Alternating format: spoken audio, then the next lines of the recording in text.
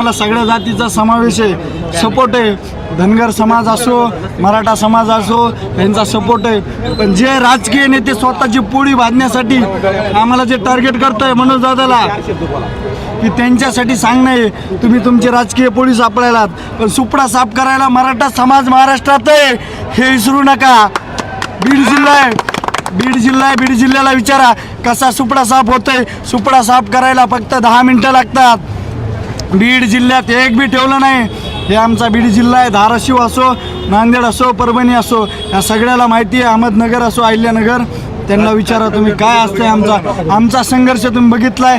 उपास आता विधानसभेला काय केलं यांनी, त्याच्यात गाठी घालून दिल्या, तर ते विषय झाला.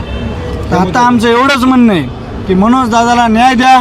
आम्ही मराठा समाज उपाशी, आमचे लोक झोपायला जागा नाही आहे, सकाळी पाण्याला आंघोळीला सुद्धा जागा नाही आहे.